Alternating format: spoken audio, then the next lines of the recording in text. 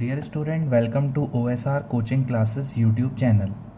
अगर आपने अभी तक चैनल सब्सक्राइब नहीं किया तो प्लीज़ चैनल को सब्सक्राइब करिए और प्रेस करिए बेल आइकन को। और आज का वीडियो लेक्चर स्टार्ट करते हैं। आज का video lecture 11th class accountancy का रहेगा। अकाउंटेंसी रहेगा 11th CBSE। इस वीडियो लेक्चर को ISC एंड MP बोर्ड के स्टूडेंट देख सकते हैं। जैसे कि मैंने लास्ट दो वीडियो लेक्चर में 11th क्लास में मैंने अकाउंटेंसी का इंट्रोडक्शन स्टार्ट किया था। एक छोटा सा बेसिक रिवीजन कर लेते हैं, फिर आज की वीडियो लेक्चर को स्टार्ट करते हैं। मैंने आपको फर्स्ट वीडियो लेक्चर में डिस्कस किया था कि हम अकाउंट्स पढ़ क्यों रहे हैं, क्या रीज़न है, क्या हमारे बिजनेस में फ्यूचर में काम आता है। और मैंने अकाउंट्स की आपको प्रोसेस डिस्कस की थी। फर्स्ट प्रोसेस का नाम जर्नल, सेकंड का नाम लेजर, थर्ड ट्रायल बैलेंस और फोर्थ फाइनल अकाउंट। अगर आप अकाउंट्स की सिस्टमेटिक प्रोसेस फॉलो कर लेते हैं तो आप किसी भी शॉप का प्रॉफिट लॉस निकाल सकते हैं और किसी भी शॉप की आप फ्यूचर प्लानिंग कर सकते हैं। इसीलिए हम बेसिकली 11th क्लास की अकाउंटेंसी को पढ़ते हैं। आगे स्टार्ट करते हैं। 11th क्लास की अकाउंटेंसी में बताती है कि किसी एक छोटे बिजनेसमैन का प्रॉफिट लॉस कैसे निकाला जाए, क्या तरीका रहेगा, क्या मेथड रहेगा। ठीक है। उसके बाद मैंने आपको अकाउंट्स की फ़र्स्ट प्रोसेस जिसका नाम जर्नल, जिसका सेकंड नेम डे बुक था, कि अगर हम फर्स्ट प्रोसेस समझेंगे then second, then third and then fourth process पे अपन मूव कर पाएंगे। तो फर्स्ट प्रोसेस मैंने आपको बताई थी कि होती क्या है, जिसमें दिन भर के ट्रांजिशन रिकॉर्ड होते हैं। कैसे रिकॉर्ड होते हैं? रूल्स एंड रेगुलेशन के साथ। उन रूल्स और रेगुलेशन को हम सीखेंगे अच्छे से। लेकिन लास्ट वीडियो लेक्चर में मैंने आपको कुछ टर्म्स स्टार्ट कराई थी। अकाउंटिंग की कुछ बेसिक टर्म्स मैंने आपको डिस्कस की थी। लास्ट के वीडियो लेक्चर्स में मैंने आपको अकाउंट्स की कुछ बेसिक टर्म्स बताई थी कि अकाउंट्स में बेसिक टर्म्स का मतलब किस किस का मतलब क्या क्या रहता है। और आज की वीडियो लेक्चर में भी अकाउंट्स में कुछ टर्म्स होंगी। जैसे ही हमारी टर्म्स क्लोज हो जाएंगी हम स्टार्ट करेंगे अकाउंट्स की फ़र्स्ट प्रोसेस जिसका नाम जर्नल, जिसका सेकंड नेम रहेगा डे बुक। स्टार्ट करते हैं आज की क्लास। नेक्स्ट टर्म रहेगी हमारी अकाउंट्स में, हमारी नेक्स्ट टर्म रहेगी इंसॉल्वेंट। इंसॉल्वेंट का मतलब क्या होता है? जैसे मैं आपको एग्जाम्पल फ्रेम किया हुआ है, एग्जाम्पल के थ्रू बताता हूँ तो अच्छे से क्लियर रहेगा। मिस्टर ए एक बिजनेसमैन है। मिस्टर ए ने शॉप ओपन करने के लिए शॉप ओपन की। मिस्टर ए ने शॉप ओपन करने के लिए बैंक के पास गया। तो बैंक के पास जाके उसने लोन लिया। ये लिखा है 1 लाख। उसने 1 लाख का लोन लिया बैंक से। तो मिस्टर ए ने क्या किया? शॉप ओपन की और शॉप ओपन करने टाइम उसने बैंक से लोन लिया। कितना? 1 लाख रुपए। और 1 लाख अपनी शॉप में इन्वेस्ट किया। जैसे ही मिस्टर ए ने 1 लाख रुपए शॉप में इन्वेस्ट किया उसने, और उसकी शॉप में सामान आ गया, किसी रीज़न के कारण उसको लॉस हो गया पूरे 1 लाख रुपए का ही। जितना उसने बैंक से लोन लिया था उतने रुपए का उसको लॉस हो गया। तो क्या इस केस में बैंक ऐसा बोलेगी कि आपको लॉस हो गया है तो एक काम करो, आप हमारा लोन वापस मत करो? बिल्कुल नहीं। बैंक बोलेगी आपने कुछ भी किया हमें कोई मतलब नहीं है, हमें अपना फ़ंड रिटर्न चाहिए। और अगर मिस्टर ए बिजनेसमैन पैसे नहीं दे पा रहा तो बैंक क्या करेगी? सबसे पहले उसकी शॉप को सेल करेगी। सबसे पहले उसकी शॉप को सेल करेगी। अब बैंक बोल रही है मिस्टर ए को कि आप फ़ंड दो, बट मिस्टर ए कह रहा है मेरे पास फंड्स है ही नहीं, कहाँ से दूँ? तो उस कंडीशन में बैंक सबसे पहले उसकी शॉप को सेल करेगी। तो बैंक ने उसकी शॉप को सेल किया 50,000 में। देखो 50K लिखा है मैंने यहाँ पर। ठीक है। क्या बैंक से 1 लाख का लोन लिया था?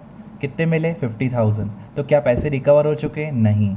अब अगर आपकी शॉप से पैसे रिकवर नहीं हो पा रहे हैं तो बैंक आ जाएगी आपके घर पे। उस मिस्टर ए का पर्सनल प्रॉपर्टी भी बेचेगी, मतलब जितनी उसकी पर्सनल प्रॉपर्टी है बिजनेस के अलावा वो भी सेल कर देगी। तो पर्सनल प्रॉपर्टी सेल कर दी 30,000 में। पर्सनल प्रॉपर्टी सेल की 30,000 में। अब मिस्टर ए की शॉप भी बिक चुकी है और मिस्टर ए का घर भी बिक चुका है। अब उसके पास कुछ भी नहीं है। तो 50,000 शॉप से आए और 30,000 घर से आए, तो हो गए टोटल 80,000। टोटल 80,000 रुपीज़ हो गए। 50 + 30। अब बताओ बैंक से लोन कितना लिया था? 1 लाख। और टोटल उसकी प्रॉपर्टी बेच के कितना आ रहा है? 80। 50 + 30 80। तो कितना कम दे पा रहा है? 20। और उसके पास कुछ भी नहीं है और कुछ बेचने के लायक कुछ है ही नहीं उसके पास property.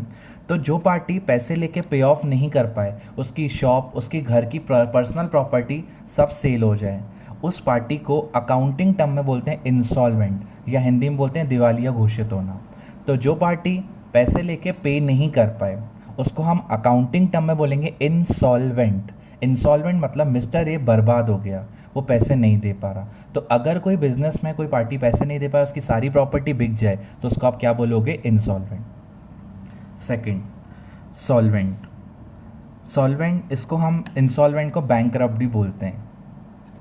Second word solvent. Solvent मतलब सॉल्वेंट इज अ पर्सन और enterprise which is in a position to pay its loan. जो पार्टी पैसे लेके पे कर दे और पैसों में पेमेंट करने में दिक्कत नहीं करे तो उसको बोलते हैं सॉल्वेंट, और जो पार्टी पैसे नहीं दे पाए उसको बोलते हैं इंसॉल्वेंट। समझे? जो पार्टी पैसे नहीं दे पाए उसको आप इंसॉल्वेंट बोलोगे, बर्बाद हो गया, मिस्टर ये सारी प्रॉपर्टी बेचने के बाद भी नहीं दे पा रहा, इंसॉल्वेंट। और जो पार्टी पैसे दे दे उसको हम बोलते हैं सॉल्वेंट। सॉल्वेंट मतलब पैसे दे दिए, कोई पैसों की दिक्कत नहीं है, उसने लोन लिया और लोन को एक टाइम के बाद रिफंड कर दिए। तो इंसॉल्वेंट का मतलब आपको क्लियर है, सॉल्वेंट का मतलब आपको क्लियर है। हम पढ़ क्या रहे हैं? अकाउंट्स की टर्म्स पढ़ रहे हैं, ठीक है। नेक्स्ट टर्म आपके सामने लिखी हुई है यहाँ पर अकाउंट्स की, बैड डेब्ट्स। बैड डेब्ट्स का मतलब होता है पैसे डूब जाना। Bad, BADDEBTS, bad debts. Bad debts का मतलब क्या होता है? पैसे डूब जाना। पैसे डूब जाना मतलब इन दोनों इसके थ्रू मैं आपको ये क्लियर करता हूँ। जैसे बैंक से आपने लोन कितना लिया था? 1 लाख, ठीक है, बैंक से लोन 1 लाख लिया था, और बैंक उसकी प्रॉपर्टी बेच के कितना रिकवर कर किया? शॉप से 50,000 और उसके घर से 30,000। तो बैंक ने कितना रिकवर किया? 80,000 रिकवर किया। तो बैंक से लोन कितना लिया था? 1 लाख, और बैंक से बैंक रिकवर कितना कर पाई? 80,000।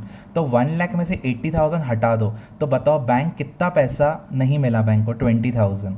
तो जो अपन बैंक को या लोन लेके जो पैसे पे नहीं कर पाते हैं, और जिस पार्टी के, अब इस कंडीशन में मिस्टर ए के पैसे डूबे कि बैंक के पैसे डूबे, तो जो बैंक का पैसा डूब गया ना उसको हम बोलते हैं बैड डेब्ट्स, और हिंदी में बोलूँ डूब जाना। जो पैसा डूब जाता है उसको हम बोलते हैं बैड डेब्ट्स। तो बैड डेब्ट्स कौन बोलेगा? बैंक। जिस पार्टी का पैसा डूबेगा वो बोलेगा मेरे बैड डेब्ट्स हो गए, मतलब मेरे पैसे डूब गए। तो बैंक का पैसा डूब चुका है 20,000। तो जितना आप पेमेंट नहीं कर पा रहे हो बैंक को, या किसी से आपने लोन लेके नहीं पे किया, तो जिस पार्टी के पैसे डूबे वो बोलती है बैड डेब्ट्स। तो आप बोलोगे सर इस केस में बैंक हमसे पैसे नहीं मांगेगी, हमारे पास कुछ देने के लिए है ही नहीं, बिजनेसमैन की सब चीज़ें बिक चुकी हैं, अगर वो पैसे नहीं दे पा रहा है और सारी प्रॉपर्टी बिक जाएगी तो बैंक उस केस में कुछ नहीं कर सकती, उस पार्टी को बोला जाएगा इंसॉल्वेंट, मतलब वो पार्टी बर्बाद हो गई और वो पार्टी किसी से कॉन्ट्रैक्ट नहीं कर सकती। अब आपने 3 टर्म सीखी, इंसॉल्वेंट, सॉल्वेंट और बैड डेब्ट्स। तीनों चीज़ें क्लियर हैं आपको?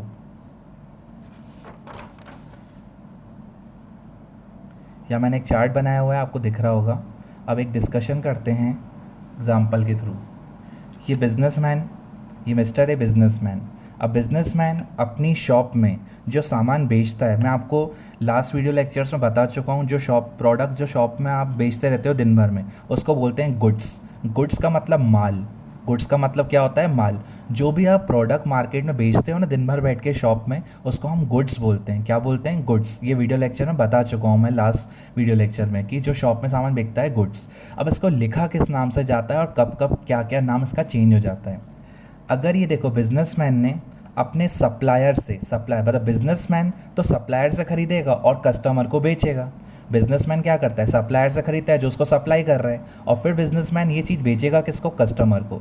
तो अब सुनो, बिजनेसमैन जब अपनी शॉप के जो सामान बेचने वाला सामान है ना वो खरीदने जाएगा सप्लायर से, तो जब सप्लायर से मार्केट से खरीदेगा तो उसको बोलेगा, जब गुड्स खरीदेगा उसको बोलेगा परचेज।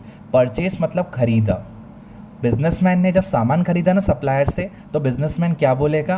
परचेज बोलेगा, मतलब मैंने खरीद किया, मैंने खरीद की यहाँ पर और मेरी शॉप में सामान आ गया। अब बिजनेसमैन ने सामान खरीदा मतलब गुड्स खरीदे, तो जब भी आप गुड्स खरीदोगे तो क्या बोलोगे? बिजनेस की परचेज हो गई। और अगर आपको सामान खरीद के आ गए, आपको किसी रीज़न के कारण सामान की क्वालिटी ख़राब निकली या सामान टूटा हुआ निकला, किसी भी रीज़न के कारण अगर वो सामान खरीद के आप लौटा देते हो वापस सप्लायर को, ये सप्लायर है इसको लौटा देते हो, तो उसको बोलोगे परचेज रिटर्न। क्या बोलोगे? Purchase return. तो अगर जो शॉप में सामान बेच रहे हो, जो बेचने के पर्पज़ के लिए सामान अवेलेबल है, जब उसको खरीदोगे तो क्या बोलोगे? परचेज। और सामान पसंद नहीं आया, लौटा दिया किसी भी कारण, तो परचेज करके अगर आपने सप्लायर को लौटाया तो उसको बोलोगे परचेज रिटर्न। आगे, अगर बिजनेसमैन अब प्रोडक्ट लेके आया शॉप में, क्यों लेके आया? क्योंकि उसको कस्टमर को सेल करना है। बिजनेसमैन ने वो प्रोडक्ट कस्टमर को सेल किया, तो फिर आप परचेज वर्ड यूज़ नहीं करोगे। जब बिजनेसमैन वो प्रोडक्ट कस्टमर को बेचेगा तो उसको हम बोलेंगे सेल्स। जब बिजनेसमैन वो प्रोडक्ट कस्टमर को बेचेगा तो क्या बोलोगे आप उसको? सेल्स बोलोगे। सेल मतलब सामान बिक गया। तो अगर बिजनेसमैन जो प्रोडक्ट्स मार्केट में जो शॉप में रखता है बेचने के पर्पज़ के लिए, वो जब कस्टमर को बेचेगा तो बिजनेसमैन बोलेगा मेरी सेल हो गई। क्या हो गई? मेरी सेल। और अगर कस्टमर को किसी रीज़न के कारण वो प्रोडक्ट पसंद नहीं आया, क्वालिटी ख़राब निकली, जैसे आपको पसंद नहीं आया था वैसे कस्टमर को भी नहीं पसंद आ सकता है, तो कस्टमर को नहीं पसंद है, अगर वो कस्टमर आपको रिटर्न कर रहा है तो उसको हम बोलेंगे सेल्स रिटर्न। क्या बोलेंगे? Sales return. तो ये बिजनेसमैन अपनी शॉप के जो माल खरीदता है उसको हम गुड्स बोलते हैं। जब गुड्स खरीदेगा तो क्या बोलेगा? अकाउंटिंग टर्म में परचेज। गुड्स खरीदे बिजनेसमैन ने, पसंद नहीं आए, रिटर्न कर दिए, परचेज रिटर्न। बिजनेसमैन ने गुड्स खरीदे, अब किसी कस्टमर को बेचा तो सेल, और कस्टमर को पसंद नहीं आए तो सेल्स रिटर्न। ये 4 टर्म आपको क्लियर होनी चाहिए। परचेज खरीदने टाइम, रिटर्न करने टाइम परचेज रिटर्न। अगर कस्टमर को बेच रहे हो सेल और कस्टमर को पसंद नहीं है तो सेल्स रिटर्न। चारों टर्म्स क्लियर हैं आपको अच्छे से? Purchase, purchase return, sale, sale return. और इससे पहले क्या पढ़ा हमने? इंसॉल्वेंट, सॉल्वेंट, और हमने तीसरी चीज़ पढ़ी बैड डेब्ट्स। आगे पढ़ते हैं। अब मैं आपको ये बता चुका हूँ, एक थोड़ा सा डिस्कशन था इसीलिए मैंने टॉपिक वाइज कवर किया इसको। ट्रांजिशन। ट्रांजिशन का मतलब मैंने फर्स्ट क्लास में आपको बताया था, कोई सी भी पैसों से रिलेटेड एक्टिविटी हो जिसमें पैसे जाएं या पैसे आएँ, भले वो ट्रांजिशन कैश हो, भले वो ट्रांजिशन उधार का ट्रांजिशन हो, भले उधार पे भी हो, भले कैश पे हो, जिसमें कैश की बात मतलब जिसमें है ना पैसों की बात हो जाए उसको हम बोलते हैं ट्रांजिशन। और वो ट्रांजिशन अगर बिजनेस से रिलेटेड है, मतलब वो ट्रांजिशन बिजनेस का है, तो उसको हम बोलेंगे बिजनेस ट्रांजिशन। जैसे बिजनेस में क्या ट्रांजिशन होते हैं? मैंने किसी से प्रोडक्ट परचेज़ किया, मैंने किसी से प्रोडक्ट परचेज़ किया तो इसमें कहीं ना कहीं पैसों की बात आई। क्यों? मैं प्रोडक्ट खरीदूंगा तो मैं उसको पैसे दूंगा या बोलूँगा बाद में पैसे दूंगा, तो कहीं ना कहीं पैसों की बात आए, भले पैसे जाए नहीं जाए वो बात अलग है, पैसों की बात आ जाए उसको हम बोलते हैं ट्रांजिशन, जिसमें मनी की बात आ जाए। और वो बिज़नेस से रिलेटेड पूरी बातें होती हैं, इसलिए हम उसको बोलते हैं बिजनेस ट्रांजिशन। अब देखो मैंने 2 यहाँ पर पॉइंट्स में कवर किया है। It is concern with money worth of goods और सर्विस, और second it arise out of transfer और एक्सचेंज ऑफ गुड्स और सर्विस। अगर आप किसी को गुड्स देते हो, मतलब अगर किसी को माल देते हो या कोई सर्विस देते हो तो बदले में आपको क्या देता है? पैसे देता है। तो कहीं ना कहीं पैसों की डील हुई यहाँ पर, और यहाँ पर भी मनी से रिलेटेड बात पूरी बोली हुई है। तो जहाँ पर भी आप पैसों से रिलेटेड डील होती है और वो बिज़नेस में हो रही है उसको हम बोलेंगे बिजनेस ट्रांजिशन। एग्जांपल, बिजनेसमैन है आपके सामने, बिजनेसमैन ने मार्केट से सामान खरीदा तो क्या किया? प्रोडक्ट परचेज़ किया। बिजनेसमैन ने मार्केट से प्रोडक्ट परचेज़ किया, शॉप में सामान आया। अब बताओ, प्रोडक्ट परचेज़ किया होगा तो बिजनेसमैन का कैश गया होगा। चलो अभी कैश नहीं गया, बोला बाद में दूंगा, तो कभी ना कभी कैश जाएगा, भले कैश हो भले उधार हो। जिस चीज़ में पैसों की बात हो जाए, मतलब जिस भी ट्रांजिशन में पैसों की बात हो जाए, जिस भी एक्टिविटी में पैसों की बात हो, उसको हम बोलते हैं ट्रांजिशन। अब बिजनेसमैन ने प्रोडक्ट खरीदा और थोड़े टाइम बाद पैसे यहाँ भी उसको पैसे देने पड़ेंगे, तो कहीं ना कहीं पैसों का डिस्कशन हुआ, भले खरीदने टाइम हो भले बेचने टाइम हो, भले आप खरीदो या भले आप बेचो, कुछ भी हो, अगर आपको पैसों से रिलेटेड एक्टिविटी हो रही है, परचेज़ किया तो भाई पैसे देने पड़ेंगे, पैसों से रिलेटेड बात हुई। अगर आपने कस्टमर को सेल किया तो कस्टमर पैसे देगा, पैसों से रिलेटेड बात हुई। पैसे आएँ या पैसे जाएं, मनी से रिलेटेड जो भी एक्टिविटी होगी, भले फिर उधार वाली हो या कैश वाली हो, उसको हम बोलते हैं बिजनेस ट्रांजिशन। बिजनेस ट्रांजिशन मतलब मनी से रिलेटेड एक्टिविटी हुई जिसमें पैसे जाएं या पैसे आएँ, मनी आए या मनी जाए, भले अभी नहीं जा रही, अभी हम उधार पे खरीद के लेके आए बाद में देंगे, उसका मतलब भी ट्रांजिशन ही होता है। तो ट्रांजिशन मतलब मनी रिलेटेड एक्टिविटी, जो भी मनी से रिलेटेड एक्टिविटीज़ होती हैं, भले उसमें कैश जाए या आए, उसको हम बोलते हैं ट्रांजिशन। और सारी चीज़ें वो अगर बिज़नेस से रिलेटेड है, बिज़नेस से रिलेटेड मतलब बिज़नेस में खरीद रहा है, बिज़नेस में बेच रहा है, उसको हम बोलते हैं बिज़नेस ट्रांजिशन। ठीक है, तो ये हमारी आज की वीडियो के लास्ट टर्म है।